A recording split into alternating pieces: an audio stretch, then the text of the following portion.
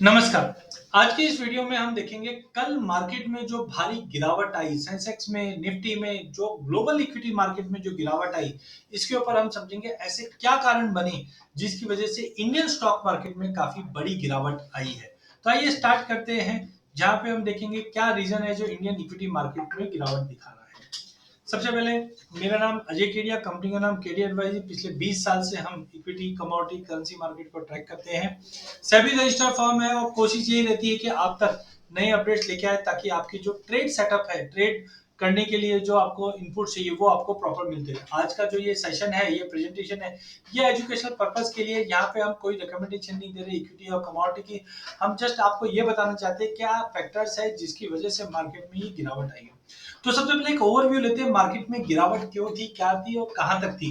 तो हमने सेंसेक्स और निफ्टी दोनों के अंदर ही हमने काफी बड़ी गिरावट आते हुए देखी। लगभग 3% की गिरावट हमने दोनों ही काउंटर पे आते हुए देखा है। इसके अलावा अगर ग्लोबल मार्केट की बात, तो ग्लोबल मार्केट में हमने देखा कि यूएस में रिसेशन का फियर शुक्रवार के डेटा की वजह से आना चालू हुआ। मिडिल ईस्ट में भी जो कंसर्न्स है वो कंटिन्यू बढ़ते जा रहा है। हमने शुक्रवार के सेशन में अलर्ट आते हुए देखा कि इजराइल, ईरान, इन सब के बीच में कंसर्न्स और बढ़ सकता है। इसका तनाव भी हमने कल के सेशन में मंडे में देखा, जिसके चलते हमने सेंसेक्स में लगभग 0.25% की गिरावट के साथ 78,759 पे क्लोज आता हुआ दिखाई दिया। जबकि निफ्टी 50 की अगर बात करें, यहाँ पे भी हमने गिरावट आते हुए देखी और प्राइसेस लगभग 24,000 का लेवल मेंटेन करता हुआ दिखाई दिया।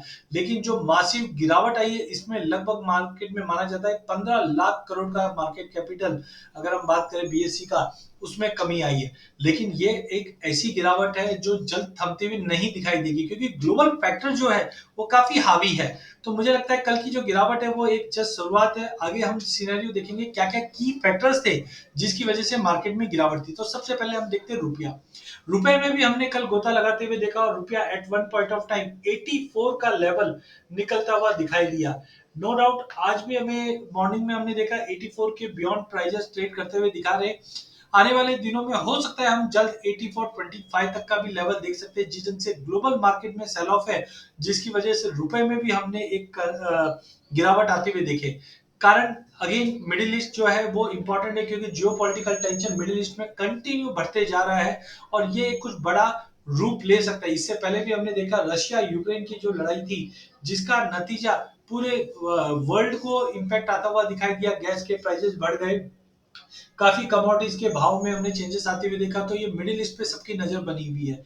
इसके बाद है यूएस रिसेशन का जो कंसर्न है, वो हमने शुक्रवार के लेबर मार्केट के कंसर्न से आते हुए देखा था, जिसके चलते प्राइसेस में कहीं ना कहीं हमने गिरावट। साथ में रिसेशन के साथ साथ जापानीज येन काफी इंपॉर्टेंट कंट्रीब्यूटर है। देखिए हमने पहले भी बताया था, इसके लिए अलग से एक वीडियो भी बनाया, व्हाट इज कैरी ट्रेड। तो जापानीज येन में हमने देखा है कि रिवर्स कैरी ट्रेड होने लगे थे, क्योंकि इंटरेस्ट रेट हम जानते हैं कि जापान कम से कम पिछले 2 दशक से लोअर इंटरेस्ट रेट या जीरो इंटरेस्ट रेट के करीब ही था। और अचानक से जब रेट ऑफ इंटरेस्ट बढ़ी, तो पहले क्या होता था, पब्लिक सस्ती करेंसी, सस्ती लोन लेते थे और अच्छे इन्वेस्टमेंट में करते थे, और उसका जो डिफरेंस होता है वो उसका बेनिफिट होता था। तो हमने देखा रिवर्स कैरी ट्रेड होने की वजह से भी हमने बाकी एसेट क्लास में गिरावट देखी, क्योंकि कैरी ट्रेड में होता क्या है कि लोन सस्ते दरों पे लेकर इन्वेस्टमेंट किया जाता है हाई रिटर्न्स के लिए। और इसमें जो इन्वेस्टमेंट होता है वो इक्विटी में, कमोडिटी में, करेंसी में, रियल स्टेट में, सभी सेक्टर्स में होता है। तो ये रिवर्स होने की वजह से कल हम देखते हैं बॉन्ड में भी गिरावट थी, गोल्ड में भी गिरावट थी, असेट क्लास सभी में हमने गिरावट आती हुई देखी। एफपीए की अगर बात करें तो कल के सेशन में एफपीए के जो नंबर्स आए, जहां पे 1.2 बिलियन डॉलर का विड्रॉवल हुआ है। साथ में जापानीज येन में भी अगर हम देखें तो 7 महीने के हाई पे अगेंस्ट डॉलर पहुंच गया है, जिस ढंग से ग्लोबल मार्केट के अंदर एग्जॉर्बिटेंटली बड़ा फॉल आता हुआ दिखाई दिया। तो रुपए की गिरावट भी एक कंट्रीब्यूशन करते हुए दिखाई दी। इसके बाद है यूएस रिसेशन। तो यूएस में रिसेंटली हमने देखा यूएस का जो अनएम्प्लॉयमेंट का डेटा आया वो बढ़ता हुआ आता हुआ दिखाई दिया है। ग्लोबल सेंटीमेंट इसकी वजह से खराब होता हुआ दिखाई दिया। नो डाउट 0.5 का रेट कट की पॉसिबिलिटी बन रही है, लेकिन कुछ लोगों का मानना है कि ये 0.5 पे जाके नहीं थमेगा, कम से कम ईयर एंड तक 1 बेसिस पॉइंट का कटौती आनी चाहिए। एक चीज ध्यान रखिए, जब भी इतनी बड़ी कटौती इंटरेस्ट रेट में आती है तो सोने को बेनिफिट मिलता है। तो अगले कुछ सेशन में सोने में एक कुछ बड़ा इवेंट हो सकता है, इसके ऊपर नजर रखिए। अच्छा, अगर हम डेटा की बात करें तो जून के जो पेरोल के डेटा आए थे, वहां पे अनएम्प्लॉयमेंट रेट के अंदर 4.3 तक पहुंच चुका था।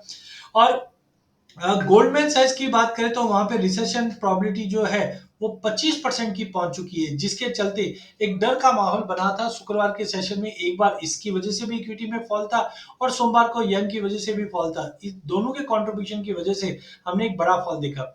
अगर हम मिडिल ईस्ट की बात करें तो हमने देखा था पिछले साल अक्टूबर में इसराइल हमास के बीच में कंसर्न चालू हो चुके थे और रिसेंटली हमने देखा कि इसराइल ने असैसिनेट किया है हमास के लीडर को, उसके बाद से कंसर्न और बढ़ गए हैं। ईरान रिवेंज के मूड में आ चुका है, जिसका मतलब है अगर ईरान और इसराइल अगर आमने सामने आते हैं तो इसका कंसर्न और कॉन्सिक्वेंस बढ़ता हुआ दिखाई देगा। यूएस ने भी अपनी मिलिट्री प्रेजेंस को बढ़ाने की बात की है। साथ में एक फियर बना हुआ है बॉर्डर कॉन्फ्लिक्ट को लेकर, जिसकी वजह से कहीं ना कहीं एक बड़ा कॉन्फ्लिक्ट में जा सकता है एंड रिजल्टेंट है जियोपॉलिटिकल अनस्टेबिलिटी बनना चालू हो जाएगी एंड रिजल्टेंट हमने पूरे इक्विटी मार्केट में वापस फॉल आते हुए देखा।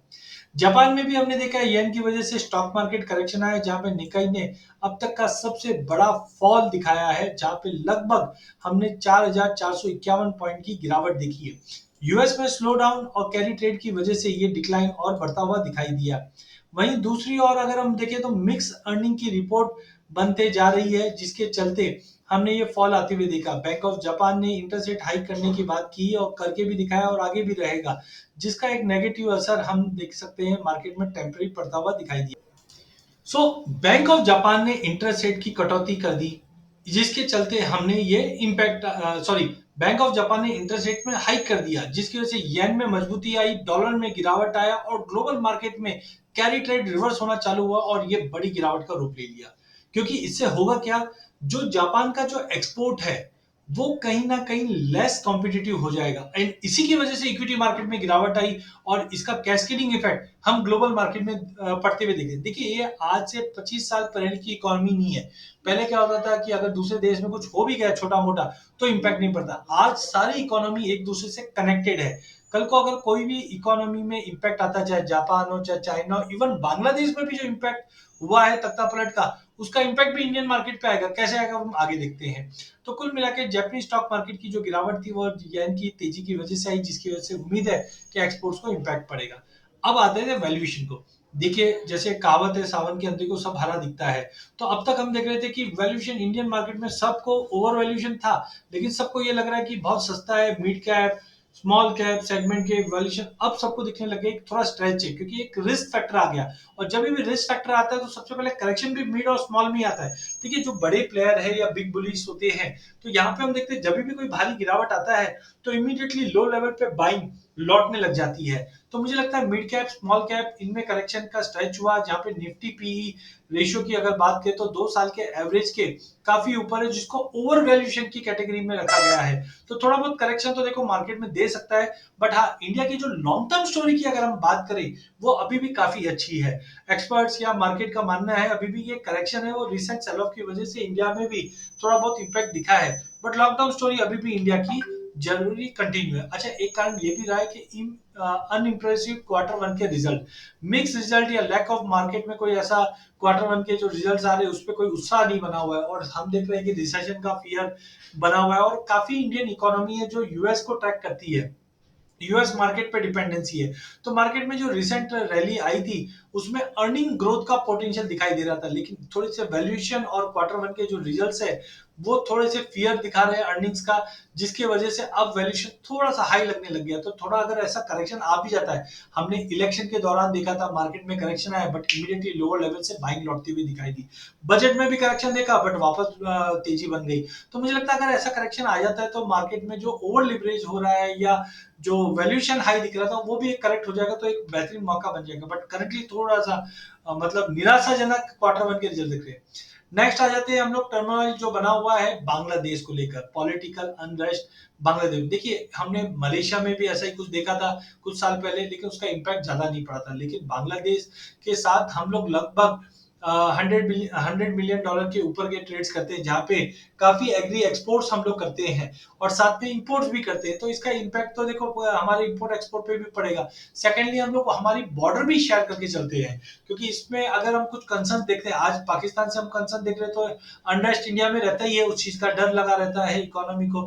वैसे अब बांग्लादेश के साथ है, तो मुझे लगता है कि ये थोड़ा अनरेस्ट बढ़ सकता है जिस ढंग से पीएम शेख हसीना ने रिजाइन किया है एमिड ऑफ प्रोटेक्ट। इसका इकोनॉमिकल में इम्पैक्ट पड़ता हुआ दिखाई देगा, अनरेस्ट बना हुआ है, ट्रेड्स का इम्पैक्ट पड़ेगा और इंडिया में भी already border alert border alert raise कर दिया है, जिसकी वजह से कंसर्न्स हम देखते हैं इंडियन मार्केट पे भी पड़ता हुआ दिखाई देता है। टेक्निकल फैक्टर की बात करें तो निफ्टी ने 20 मूविंग एवरेज का लेवल तोड़ चुका है, जो एक इंडिकेट करता है शॉर्ट टर्म में मार्केट नेगेटिव में आ सकता है। तो अगर market continue consistently 20 moving average के नीचे 2-3 दिन ट्रेड करता है तो डेफिनेटली हम एक बेरिश वीकनेस कंटिन्यू कर सकते हैं। देखिए साइकोलॉजिकली अगर बात करें तो 24,000 का एक स्ट्रॉन्ग सपोर्ट है। कल भी हमने देखा प्राइस 24,000 का लेवल बचाता हुआ दिखाई दिया और आज भी अब तक 24,000 के ऊपर अच्छे से ट्रेड कर रहा है। तो एज ऑफ नाउ हम बोल सकते हैं 24,500 का दायरा बना हुआ है, लेकिन ध्यान रखिए अगर 24 के नीचे मार्केट गया तो डेफिनेटली एक बड़ा सेल ऑफ मार्केट में एक बार बन सकता है। अगर इसी चीज को सम अप करें तो इंडियन स्टॉक मार्केट में कल के सेशन में हमने भारी गिरावट आती हुई देखी। इसका मुख्य कारण बना था ग्लोबल इकोनॉमी के फियर्स बने हुए, जियोपॉलिटिकल टेंशन बना हुआ है, स्ट्रेच जो वैल्यूएशन में बना हुआ था वहां पे अब लोगों को वैल्यूएशन हाई लगने लग गई है, जिसका करेक्शन है। क्वार्टर वन की जो कॉर्पोरेट अर्निंग्स आ रही है वहां पे भी कोई उत्साह दिखाई नहीं दे रहा है। साथ में टेक्निकल फैक्टर भी ओवरबॉट है, उसकी वजह से ये करेक्शन बने हैं। वहीं इन्वेस्टर के लिए as of now remain cautious, क्योंकि अब तक हमने देखा है पिछले 1.5-2 सालों में जब भी मार्केट में गिरावट आती है तुरंत हमने फॉलो अप बाइंग देखते हैं।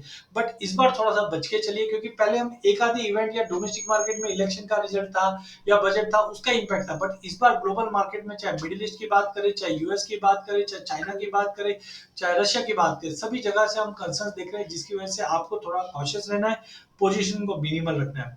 वॉलिटिलिटी भी अगर हम देखें तो ग्लोबल विक्स इंडेक्स 35 के ऊपर पहुंच चुका था। तो वॉलिटिलिटी इंडेक्स जब जब बढ़ता है तो इसका मतलब है कि निफ्टी के अंदर अनसर्टेनिटी बना हुआ। तो ऐसे अनसर्टेनिटी पीरियड में अपनी पोजीशन को कम रखिए, डाइवर्सिफाइड रखिए, हेज रखिए, ताकि इंपैक्ट मिनिमल रहे।